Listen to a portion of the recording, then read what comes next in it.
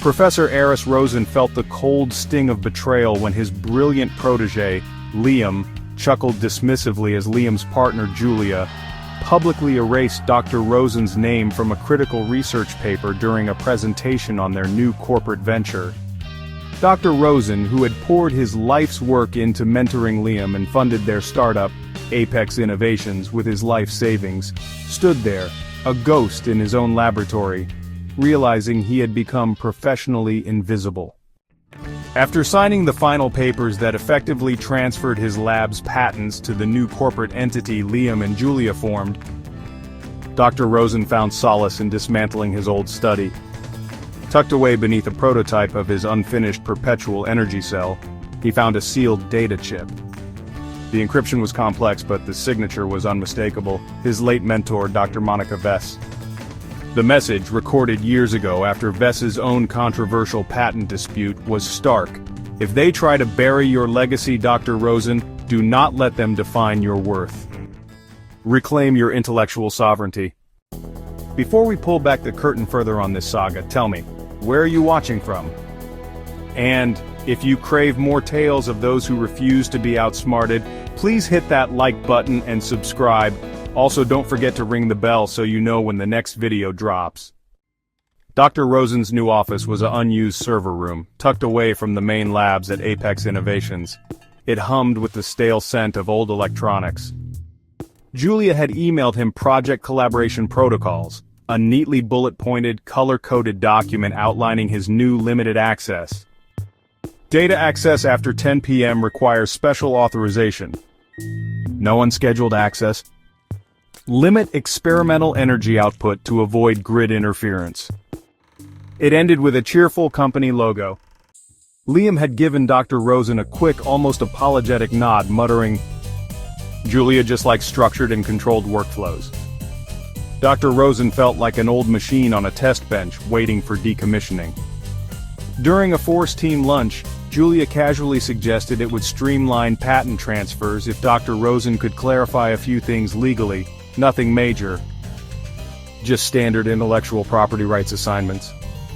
Liam added, almost as an afterthought, that Dr. Rosen should consider drafting a new research legacy declaration soon, something clean. That wouldn't leave room for confusion down the road. He then passed Dr. Rosen a data tablet as if discussing the weather. The incident occurred the following week. Dr. Rosen was recalibrating a sensitive biosensor, a key component of his original perpetual energy research. He reached for a soldering iron and Liam, with a flick of his wrist, snatched the iron from Dr. Rosen's hand, almost playfully. But the cold metal edge of the iron scraped Dr. Rosen's knuckles. Fortunately, it wasn't hot. "Careful, old man," Julia chirped, her voice light as she stood over him. Dr. Rosen froze on his knees, feeling the sharp sting. Liam stood in the lab doorway, casually chewing an energy bar, his eyes fixed on the floor, a faint smirk playing on his lips. He said nothing. Dr. Rosen didn't protest the snatched tool or Liam's smirk. The next day, a high-ranking corporate investor visited. Julia introduced Dr. Rosen as a valuable consultant, helping with legacy data management. The investor asked about Dr. Rosen's long-term plans.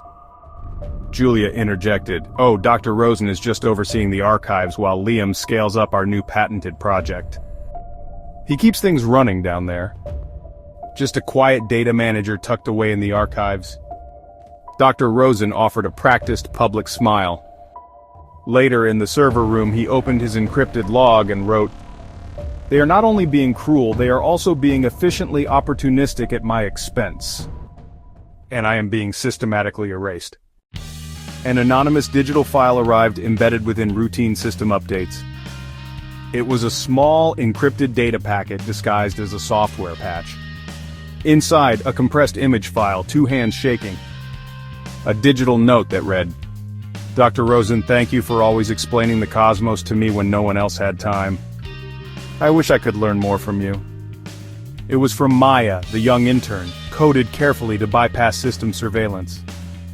This subtle act of recognition resonated deeply. Liam called Dr. Rosen into a conference room. "Julia already seated," Liam said too casually. Dr. Rosen, Julia and I were thinking, this server room isn't ideal for long-term theoretical work. No fresh air, outdated equipment, and limited data bandwidth. Julia smiled, a polished, practiced corporate grin. If we reassign you to the Emeritus Research Wing, you'll have a dedicated, secure server, and it'll be easier for Maya to consult with you. She paused. We were thinking, if you'd consider updating the primary patent ownership to include our names, it would make everything simpler in the long run. That way, if anything happens, there won't be any messy paperwork or unnecessary delays. She slid a digital contract toward me on her tablet. The Emeritus Wing might offer better access, but the price was written in blood, a complete surrender of his legacy. He had spent enough of his life innovating for the benefit of others. The second time Julia struck, it was Dr. Rosen's project access. He had reached for a prototype in the lab, a design he himself had sketched. As he moved to pick it up, Julia sharply pulled it away, and with one swift motion, locked it behind the access panel, his fingers brushing against the cold, unyielding metal. Dr. Rosen didn't protest. His mind pulsed with a dull ache. Liam had already left, excusing himself to catch up on quarterly reports. Julia didn't apologize or explain. She simply said almost casually, "It's risky handling such sensitive equipment without proper authorization, Dr. Rosen. We wouldn't want to compromise the integrity of our project." She then left the lab as if nothing had happened. Dr. Rosen stared at the cold, polished steel of the workbench, just like the way Julia looked through him most days. Moments later, Maya appeared, carrying a small, encrypted hard drive. She didn't speak. Her eyes went to Dr. Rosen's locked access panel. She quietly connected the drive, initiating a data transfer. Her fingers were quick, too quick for a typical intern. "You didn't breach protocol, Dr. Rosen," she whispered, her gaze steady. "I know," Dr. Rosen replied. She left, her footsteps soft but certain. That night, Dr. Rosen couldn't sleep. He replayed the events, his mind racing. The hands that Julia tried to bind had once drafted groundbreaking equations, meticulously assembled complex prototypes. Now those same hands felt shackled. He retrieved an old experimental power converter from a hidden compartment. It was a rough, unfinished prototype, covered in dust and years of neglect. He hadn't touched it in ages, but tonight, something pulled him back. He began to refine its design, adding new schematics, writing with a cold, precise clarity. "They didn't break me," he wrote in his personal log. "I simply recalibrated my own trajectory, standing taller than before, choosing my own next phase." The core server, which Liam and Julia had declared off-limits for me due to, well, system instability, became my secret workspace. That morning, while everyone else was away at a mandatory corporate retreat, I uploaded the data. The air in there hummed with the scent of raw data, honestly, and forgotten possibilities. Light from a small round vent filtered in, and the server fans blew it all around. I found a hidden directory labeled Aris_Legacy. Inside were my mentor Vess's old encrypted journals. I remembered her words. "If they try to silence your breakthroughs, let your work speak loudest, let your discoveries be your voice." Beneath the journal, I found a digital schematic I thought I'd lost during the lab transfer. My own foundational design for a revolutionary quantum encryption algorithm. It wasn't just a design. It was, in fact, a blueprint for a new era of secure communication. I hadn't thought about it in years, but now, it felt like a map of myself I had tried to bury after Vess's passing.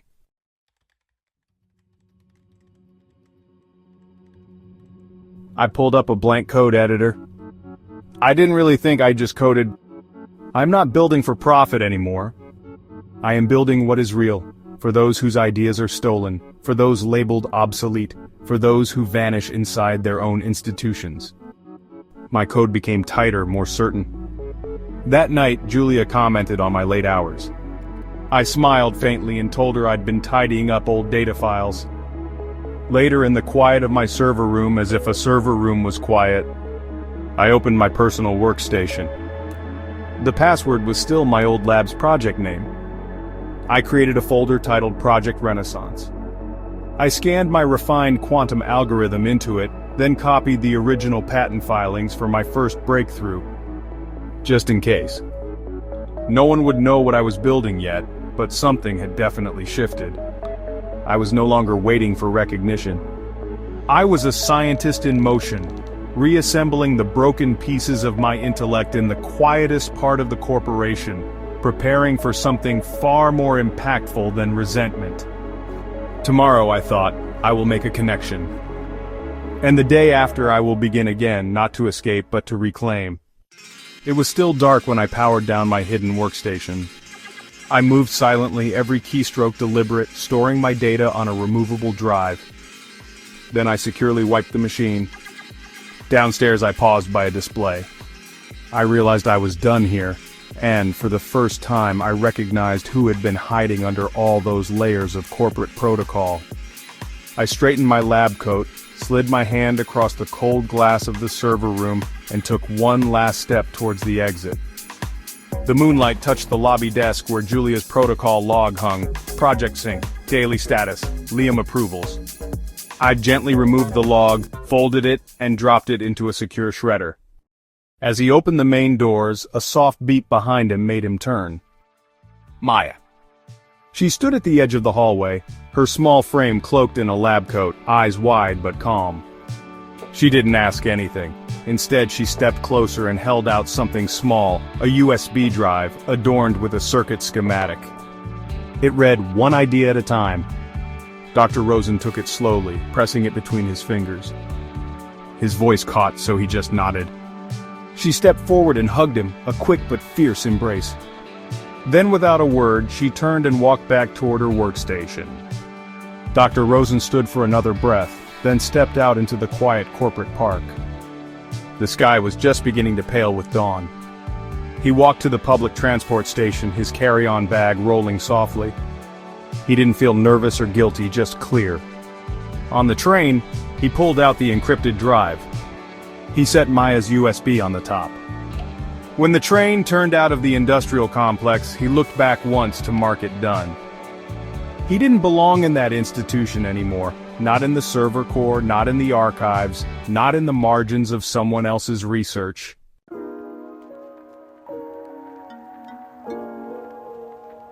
Dr. Rosen arrived at his old yet abandoned research facility just before sunrise. The key he had secretly kept still turned easily.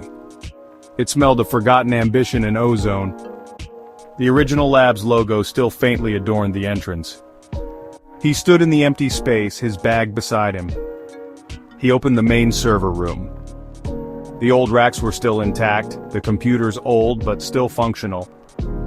He touched the nearest one quantum field theory. This was a new beginning. The next phase of his research, not in theory but in practical application. He began by cleaning the optical sensors, then cleared out his old office. Under a pile of old schematics, he found the original patent for his first major discovery, with his name still printed across the top. It felt like reconnecting with a younger version of himself. By the end of the week, the facility was ready. He set up a small workstation near the entrance with a sign that read, "Open Source Research, New Knowledge, New Ideas." He didn't have many visitors at first, just one or two curious independent engineers that happened to notice activity at the old facility. He told them it wasn't a corporate lab, not exactly. That Sunday, Dr. Rosen reached out to someone he hadn't spoken to in years, Deborah Vance, a renowned investigative tech journalist he'd once advised. He remembered her from when he almost sold his first patent. She was the one who'd told him to hold off, to truly understand his intellectual worth. He left a message. She called back, her voice warm but direct. They met the next afternoon over coffee. She didn't ask questions, she just listened as he explained what he wanted to build. Not a profit-driven startup, not just a think tank, but a Nexus of Innovation. A space for independent researchers, especially older, marginalized scientists whose work had been ignored, suppressed, or made to feel irrelevant. He wanted to offer them tools, not just to publish their findings, but to protect their intellectual property, access to legal guidance, and a community where their breakthroughs didn't have to be loud to be heard. Deborah leaned back and smiled. She'd help, just to promise he would see it through. That night I wrote at the top of my notebook, Project Nexus. For every mind who thought their research ended with someone else's corporate decision. The following week a few researchers came back bringing colleagues. One asked if they could use the old conference room to host a quantum mechanics discussion group. I cleared the space. Another wanted to host a talk on ethical AI development. I nodded. It was all beginning. I set up a small data upload station free to use for ideas. Little snippets of anonymous research proposals began to appear. My idea for a new encryption algorithm, notes on a new fluid drive, efficient memory storage database. I read each in silence, filed them under progress. By the end of the month, the sign on the window changed. It read, Project Nexus Quiet Innovations Real Power. And underneath, a circuit schematic. It read one idea at a time. This time I wasn't the only one who contributed. The invitation arrived on a Tuesday morning, a request from a prestigious scientific journal to feature Project Nexus in their next issue, citing a groundbreaking new approach to open-source innovation. I agreed under one condition: the article would not be focused solely on me. My work, and the work of the marginalized researchers now contributing, would be the focal point. The digital feature went live on a quiet Thursday. Within hours, my encrypted inbox was flooded. Messages poured in from scientists globally. I didn't know I could pursue my own research. My former corporation said my ideas were too niche, but now I see they just didn't want the competition. Deborah offered to organize online forums. By the weekend, we had hundreds of inquiries. Meanwhile, back at the old corporate headquarters, Julia was pacing her office, a screen displaying a blurred shot of Dr. Rosen's new facility and Dr. Rosen's voice, detailing a discovery that mirrored her company's flagship project, yet was, well, undeniably superior. "He's trying to make us look like charlatans," she muttered to Liam, who sat on the edge of his ergonomic chair, staring at the screen. Liam didn't answer. "You're going to let him discredit our entire launch?" she demanded louder. But Liam was still looking at the screen. He didn't see the public relations nightmare or the damaged reputation. Back at the facility, Dr. Rosen was reviewing new research submissions after a virtual symposium when Deborah walked in, holding her tablet. She showed him a screenshot from the journal feature, the sign on the window, the workstation, a shot of him from the back, addressing a group of collaborating researchers in a virtual circle. "You know this is bigger than just a research collective now, don't you?" she said. Dr. Rosen didn't reply. He looked around the room at the humming servers, the old schematics, the faces he had come to know on screen, the stack of new project proposals. Not about corporate retaliation, but scientific breakthrough, clarity, innovation. He turned back to her and nodded. This wasn't just a new phase, it was a whole new scientific paradigm, and they were still writing it. The encrypted messages came every evening around 6 p.m., always from the same IP address, but always empty. Julia could never bring herself to actually type a message. Liam did once. It was short. He hoped Dr. Rosen was doing well, that Maya had been asking about his old research, and then added awkwardly that maybe they could discuss a collaboration sometime. Dr. Rosen never responded, not out of bitterness, but because he didn't want to lose the clarity he had earned. By then, he was helping innovators every day, not in grand gestures, but in the quiet, ordinary ways that mattered most. There was Dr. Chen, a retired biochemist whose groundbreaking patent had been absorbed by his former university.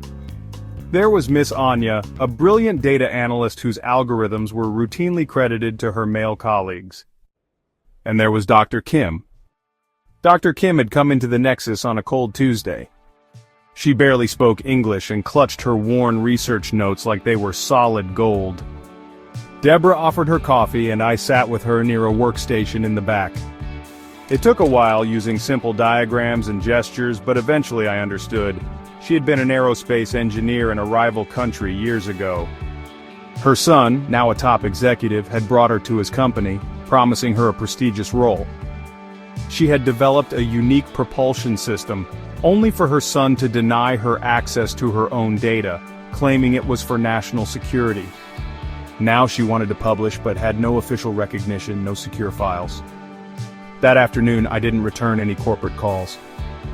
I spent the entire day helping Dr. Kim refine her schematics with the help of a volunteer translator. We contacted an independent aerospace consortium that provided secure data hosting and peer review. We duplicated her encrypted files and helped her draft an abstract for a major conference. When we finished, she placed her hand over mine and whispered, "Thank you." It was enough to carry me through the rest of the week. Later that night, I walked through the quiet space of the Nexus.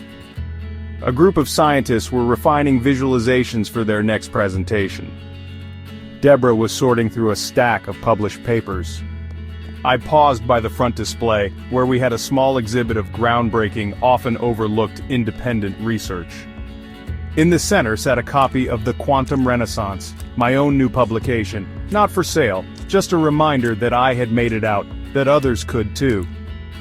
My phone buzzed in my pocket. It was Liam again.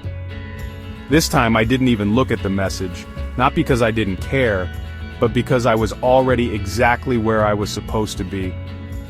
And there are moments when silence is not absence, it is presence. Not every story ends with reconciliation, some just continue with peace. And that, I had finally learned, was more than enough. One afternoon, while reviewing new research proposals in a quiet corner of the Nexus, Deborah walked over with a small unmarked data stick. It had no metadata, just my old unlisted IP address as a recipient. Inside was a thin encrypted file. On the virtual cover, in uneven blue pixels, were the words, "System Log Entry 1.5 by Maya Lindell." My internal processor tightened before I even opened the first entry. It wasn't a formal report, not really, just short logs with little diagrams interspersed, a blurred image of Liam in a lab, Julia at a console, and me standing alone in a server room. But the entries held more weight than many scientific papers I'd read. She wrote about the night she watched me gather my old prototypes, how she wanted to speak up but didn't know if she was allowed. She wrote about how the lab felt colder after I left, how Julia said I was just being difficult, and how that didn't feel true. She remembered the night Julia raised her voice and I stood silent. She wrote that she didn't know why adults in power acted like that, but she hoped she would be different when she's in charge someday. At the bottom of the last log there was a single drawing, a circuit schematic, the same one she had left on his USB weeks ago. And next to it, coded carefully, one idea at a time. Dr. Rosen sat there for a long time holding that data stick. It wasn't just a log from a young intern, it was a thread of validation, proof that something he did reached someone, that his quiet resistance wasn't empty. Later that week, Dr. Rosen sent a small, encrypted packet into the public domain. Inside, he tucked a fresh set of open-source coding guidelines and a short message. He told Maya he had read every entry. He told her he was proud of her insight, and he told her to keep innovating, not for anyone else's approval, but because her vision mattered. When he returned to his workstation, he looked at the framed cover of The Quantum Renaissance now hanging on the wall. Below the title, in small print, were the words, "Conceived by those told to be quiet." It reminded him why he started all this, not to be heard louder, but to remind scientists like Maya that their truth didn't have to wait for corporate permission, that their next great breakthrough could start whenever they were ready, and sometimes it began with something as simple as writing a line of code. The secure access chime sounded gently. It was late afternoon, diagnostic lights spilling through the server racks in long, quiet lines. Dr. Rosen didn't look up right away. He was organizing a box of old circuit boards, most of them prototypes that smelled of dust and warm, conductive material. Then he heard her voice, "Dr. Rosen?" He turned, and there she was. Maya stood in the doorway, holding something in her hand. She had grown more confident in just a few months, her hair pulled into the same practical bun she wore in the lab. Her eyes were a little unsure, but her feet stayed planted. She didn't run. She didn't hide. She walked up to him and opened her palm. Inside was the USB drive, a duplicate of the one she had given him when he left the company. Dr. Rosen held his breath, but she spoke before he could say a word. "I kept it with me for courage and to remember." She didn't say why, she didn't have to. Dr. Rosen stood and opened his arms. She stepped into them, and he wrapped her tight against his chest. He could feel her shoulders relax as she rested her head on him. It wasn't the kind of dramatic reunion seen in movies. There were no grand pronouncements, no dramatic music, just quiet, real connection. When they pulled apart, he told her she could stay for a while. He had a new simulation running in the back and a whole stack of datasets that needed analysis. She nodded, and they walked toward the back room together. As they passed the display wall near the window, she glanced at the Nexus's mission plaque. Her fingers brushed the edge of it before she turned and smiled at him. That smile felt like the first line of something new.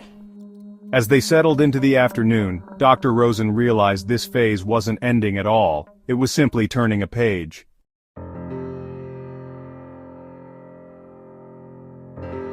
Have you ever had to forge a new beginning after being wronged or neglected? How did you navigate your path forward? Share your experiences in the comments below. If this narrative resonated with you, please consider liking this video and subscribing for more insights on building resilience and rediscovering purpose. Thank you for being a part of this journey. Our story today, well, it gets into something pretty chilling. Imagine pouring your life's work into a project, only to have your name publicly erased, your ideas stolen. Yeah, it's a really deep dive into that kind of systematic erasure. Yeah. And then the fight back. This powerful narrative of intellectual reclamation, sheer resilience. Absolutely. We're following a scientist's journey, basically, trying to redefine his worth after this profound betrayal. It's not just about getting back what was lost. No, it's more. It's about building something completely new from the ashes. We're drawing from Project Renaissance, a scientist's reclamation. It's a really rich source, lots of detail, surprising facts, moments of real insight. Right. And our mission today, I suppose, is to unpack Dr. Aris Rosen's transformation, how he went from being, professionally invisible to becoming the architect of a whole new scientific way of thinking, a new paradigm. So what does it really mean to reclaim your legacy when, everything's been stripped away? Let's get into it. Yeah. So we start with Professor Aris Rosen. A dedicated scientist, clearly brilliant, invested his life's work, even his own savings. Everything, yeah. Into mentoring his protégé, Liam, and funding their startup, Apex Innovations. On the surface, you'd think, wow, dream team. Exactly. It really should have been a huge success story. But that initial sting of betrayal, it came fast. Liam's partner, Julia. Ah, Julia. Yeah. She publicly erased Dr. Rosen's name from a critical research paper. Right there during a corporate presentation. Oof. Can you imagine seeing your name just vanish on screen? He felt, and the source uses this exact phrase, professionally invisible, just wiped out. And then came the final blow, the really brutal part. The paperwork. Yeah. Signing papers that transferred his lab's patents, his actual intellectual property, over to Liam and Julia's new company. Everything he'd built. Gone. Just like that. But here's the twist. This moment of, total loss, it became an unexpected turning point. How so? While he was dismantling his old study, feeling completely defeated, he found this sealed data chip hidden away from his late mentor, Dr. Monica Vest. Dr. Vest, right. She'd had her own battles, hadn't she? Exactly. And her message, recorded years before, was incredibly stark. She said, "If they try to bury your legacy, Dr. Rosen, do not let them define your worth. Reclaim your intellectual sovereignty." Wow. Talk about timing. Right. And it really highlights something critical here, how quickly trust can just evaporate, turn into a hostile takeover. And the impact of intellectual theft. It's profound, often kind of overlooked. This isn't just some corporate drama. It's a real warning sign. For any field, really. Anywhere innovation and ideas are, currency. Definitely. So the betrayal didn't just stop with the patents. It got much more insidious. Yeah, they moved him. His new office. An unused server room at Apex. Seriously. A server room. Yep. Hum of old electronics, stale air.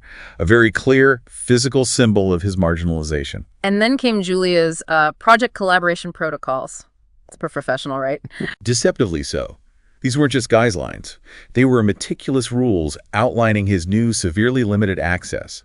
Things like, let me guess, no access after hours. exactly, data access after 10 p.m. requires special authorization. No unscheduled access. Even limiting how much energy his experiments could use to avoid grid interference. Wow, just completely boxing him in. And Liam, his protege. Liam just waved it away, casually dismissed it. Oh, Julia just like structured and controlled workflows. Total complicity, basically ignoring the systematic control being clamped down on his mentor. It's this quiet, legal stripping of his rights, but all disguised as corporate procedure. Right. And then during this, forced team lunch, Julia casually suggests Dr. Rosen should clarify a few things legally. Nothing major, I bet she said. Yeah, got it. Just standard intellectual property rights assignments. And Liam jumps in almost like an afterthought, talking about drafting a new research legacy declaration. Just nudging him to fully sign away everything that was left. Unbelievable. And it escalated. There was a physical confrontation, too, which really shows how calculated this was. Physical? What happened? Dr. Rosen reached for a soldering iron. Liam snatched it away, deliberately scraping Dr. Rosen's knuckles in the process. Ouch. Deliberately. Seems like it. And then Julia, apparently kneeling beside him, just says, chillingly light, careful, old man. Oh, that's cold. And Liam, just smirking in the doorway, apparently staring at the floor. It just captures this quiet sadism. Then came the public dismissal, solidifying the narrative they wanted. Yet Julia introduced him to a high-ranking investor, not as the founder, not as the key scientist, but as, let me guess, consultant. A valuable consultant, helping with legacy data management. And just overseeing the archives, basically painted him as this quiet, harmless data manager tucked away somewhere. Erased. Professionally, publicly, physically pushed aside. And Dr. Rosen saw it clearly. He wrote in his internal log, they are not only being cruel, they are also being efficiently opportunistic at my expense, and I am being systematically erased. That really brings up a critical point, doesn't it? How do you even begin to identify these, subtle forms of control, especially when they're wrapped up in corporate jargon like streamlining or collaboration? It's tough. And that contrast between their cold corporate efficiency and any kind of genuine human connection, it's stark. But just when things seemed absolutely bleakest, utterly isolating. A glimmer of hope. Exactly. An anonymous encrypted file shows up, disguised as a software patch. It's from Maya, the young intern. Ah, Maya. Okay. Inside, just an image of two shaking hands and this heartfelt note. Dr. Rosen, thank you for always explaining the cosmos to me when no one else had time. I wish I could learn more from you. Wow. That must have meant the world at that moment. A subtle act of recognition, but yeah, it resonated deeply. Proof he wasn't entirely invisible. But the pressure didn't stop. Then came the final corporate offer. The nail in the coffin, basically. Pretty much. Liam and Julia offer him this emeritus research wing. Sounds nice, right? Better access, maybe. But there's a catch. There's always a catch. The cost. Updating the primary patent ownership to include our names. That was it. The complete surrender of his entire legacy. It was clear he'd spent enough time, enough of his life, innovating for their benefit. Something had to change. And this leads us to what the source calls the second strike. A real turning point. Okay, what was that? Julia sharply locked Dr. Rosen's prototype, something he was working on behind an access panel. Shut him out. And her justification was purely casual, procedural. And Dr. Rosen, did he fight back then? That's what's remarkable. No outward protest. The source says his mind just pulsed with this dull ache. It suggests something deeper was shifting inside him. Like a quiet internal resistance starting. Exactly. And moments later, Maya shows up again. Silently. With an encrypted hard drive. She's really risking herself here. Absolutely. Her fingers fly, transferring data. And she whispers, "You didn't breach protocol, Dr. Rosen," solidifying her quiet loyalty. It's a small act, but incredibly powerful, reinforcing that his impact wasn't entirely gone. So that night, he couldn't sleep. He's replaying everything. Understandably. And this profound internal shift starts to really solidify. He goes and finds this old, unfinished project, an experimental power converter. Something from his past work. Yeah. And he starts refining its design. And he writes in his log, this is key. They didn't break me. I simply recalibrated my own trajectory, standing taller than before, choosing my own next phase. Recalibrated my own trajectory. I like that. Not just reacting, but choosing. Precisely. Yeah. And this recalibration, this was the real start of Project Renaissance. Okay. So how did he do it? Still stuck at Apex, right? Well, Liam and Julie went away for a corporate retreat. Perfect timing. He used the off-limits core server at Apex as his secret lab, basically. Risky. Very. And there he found his mentor, Vess's encrypted journals. More hidden wisdom. What did they say? Another powerful message. If they try to silence your breakthroughs, let your work speak loudest. Let your discoveries be your voice. Wow. Like she's speaking directly to his situation again. Exactly. And he also uncovered something huge. His own foundational design for a revolutionary quantum encryption algorithm. Quantum encryption, so like super secure data protection. Way beyond what existed. Virtually unbreakable digital locks. Something truly groundbreaking he'd conceptualized earlier. And now he coded with this entirely new purpose. Yeah, he wrote, I am not building for profit anymore. I am building what is real. For those whose ideas are stolen, for those labeled obsolete, for those who vanish inside their own institutions. That's powerful. Building for the erased. He created the Project Renaissance folder, secured his new algorithm, his old patents he could reclaim, a digital fortress for his legacy. His departure then, how did that happen? Quietly, deliberately, he wiped his machine clean, shredded Julia's protocol log. Very methodical. Covering his tracks. And as he was leaving, Maya appeared at the exit, one last time. With another message. A gift, a USB drive. On it, a circuit schematic, and those words again, one idea at a time. One idea at a time. That's become their little mantra. It seems so. They shared this brief, fierce hug. Then he just stepped out into the dawn, feeling, the source says, clear. That's a huge moment, and it really highlights this insight, doesn't it? His choice wasn't anger, it wasn't revenge, it was quiet, focused innovation. Right. He didn't just react, he recalibrated his entire trajectory. And maybe that yields much more impact in the long run. So Dr. Rosen arrives at his old research facility. Abandoned, right? Yeah. Described as smelling of forgotten ambition and ozone. Kind of poetic. And he makes this decision not to rebuild Apex, not to compete directly, but to create something totally different, an open source research. New knowledge, new ideas space. It wasn't about vengeance at all, it was about building. A crucial step here was reconnecting with someone. Yes. Debra Vance, the investigative tech journalist. She'd once advised him, way back, to really understand his intellectual worth. That connection became vital. And his vision for this new place, the Nexus of Innovation. It was really compelling. Not another profit-driven startup, but a haven, a space for independent, often marginalized researchers, especially older ones. Somewhere they could protect their IP, get legal help. Exactly. And find a supportive community, a place where their breakthroughs could actually be heard, not buried or stolen. Did it work? Did people come? It started to grow organically. Yeah. Researchers began showing up, using the space for discussions, quantum mechanics, ethical AI, you name it. Small, anonymous research proposals started appearing. Like seeds being planted. Precisely. A collaborative environment truly started to form, embodying his vision. And the sign on the building changed. Eventually, yes. Yeah. To project Nexus, quiet innovations, real power. And it featured that circuit schematic again, one idea at a time. But now contributed to by others. Yeah, making it a collective symbol. Which, if you think about the bigger picture, he's not just rebuilding his own career here. No, he's building an entirely new infrastructure for science, almost. Right, so how might this model, this Nexus model, actually address some of those ongoing challenges? Intellectual property fights, true collaboration in today's world. That's a great question. And the recognition for Project Nexus, it didn't take long, did it? No, it came swiftly. Yeah. A really prestigious scientific journal reached out. They wanted to feature Nexus for its groundbreaking new approach to open source innovation. That's huge validation. Absolutely. But Dr. Rosen agreed only on one condition. Which was? The article had to focus on all the contributing researchers, especially the marginalized ones, not just him.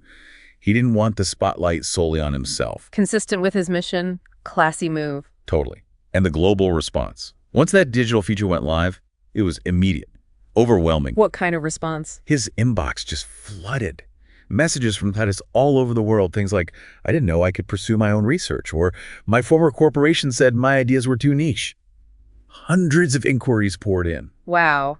It clearly tapped into a massive unmet need. Absolutely. Validated the whole concept on a global scale. Meanwhile, back at Apex, how did Liam and Julia react to this? The contrast was stark. Julia, furious, pacing, seeing Dr. Rosen's discovery, likely the quantum algorithm, mirroring and probably surpassing their own flagship project. And Liam, the protégé. Liam was just quiet, staring at the screen, unresponsive. That silence is telling, isn't it? Maybe regret, maybe just shock. Hard to say, but definitely a sign of something shifting internally. And Deborah, the journalist, points out the obvious truth to Rosen. You know this is bigger than just a research collective now, don't you? It realizes. It's a whole new scientific paradigm. He's actually changing the game. What's really striking here, though, is his attitude. He achieved this success, this recognition, but his focus seemed to be on peace, not revenge. Completely. Julia apparently kept sending these empty encrypted messages, maybe threats, maybe something else. And Liam even sent this awkward message. What did Liam say? Just hoping Dr. Rosen was doing well, and get this, suggesting collaboration. Seriously, after everything. Right. But Dr. Rosen didn't respond. Not out of bitterness, the source emphasizes, but to protect his clarity, that hard-won peace and purpose. So instead of engaging with them, he focused on helping others. Exactly. These quiet, ordinary ways he helped other innovators. There was Dr. Chen, whose university absorbed his patent, Ms. Anya, whose algorithms got credited to male colleagues. Well, that happens way too often. Tell me about it.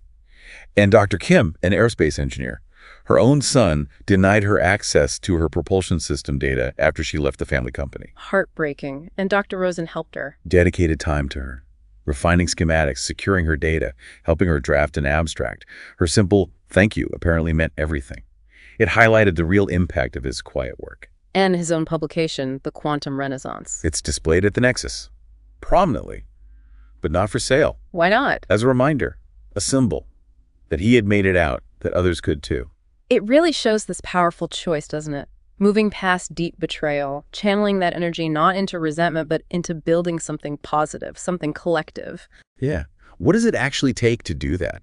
To transform that kind of pain into constructive action for others? It's profound. And then, almost like closing a loop, came this final piece of validation. From Maya. From Maya. Her system log, entry 1.5 by Maya Lindell. It was another encrypted file. What was it? Short logs, diagrams, detailing her own observations of the betrayal as it unfolded, her internal struggles watching it happen, and her drawing again, that circuit schematic, one idea at a time. Wow. So confirmation from the inside. Exactly.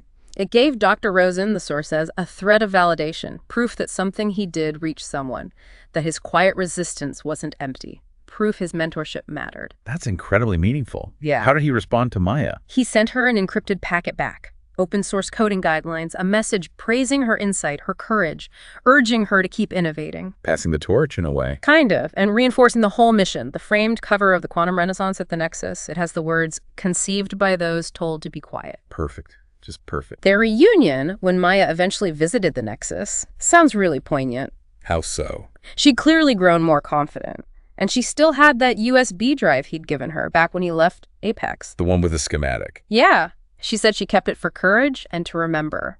Their embrace was quiet, real. The source notes, it was not the kind of dramatic reunion seen in movies. It's authentic. Real human connection. And Dr. Rosen offered her a place to stay, to work at the Nexus. Signifying the continued growth, the ongoing journey, not just for them, but for this whole new paradigm he built. Yeah, and what's really fascinating when you step back is that the story doesn't end with some big dramatic courtroom victory over Liam and Julia. No, it ends with quiet peace, meaningful connection, the continuation of building something truly impactful. So what does that suggest about, the true nature of success? Of legacy? Maybe it's not always about winning in the conventional sense. That's a really interesting point. It redefines victory, doesn't it? So we've traced Dr. Rosen's incredible journey from being professionally erased, completely marginalized, to architecting this revolutionary open source innovation hub, the Nexus. It's really a story about the power of quiet resistance. And the absolute importance of intellectual sovereignty, owning your ideas, your work. And fundamentally, the transformative impact of genuine human connection, like with Vess, with Maya, with the Nexus community. Yeah. This deep dive, it leaves us with a really powerful idea, I think. Sometimes the most profound acts of reclamation, they aren't about winning a specific battle. Right. It's more about building an entirely new space, a space where truth and innovation can actually flourish. Nurtured, protected. One idea at a time. Exactly. So the question for you listening might be, how could you apply Dr. Rosen's recalibration of trajectory in your own life? When you face challenges, setbacks, maybe even betrayals, how do you choose your next phase?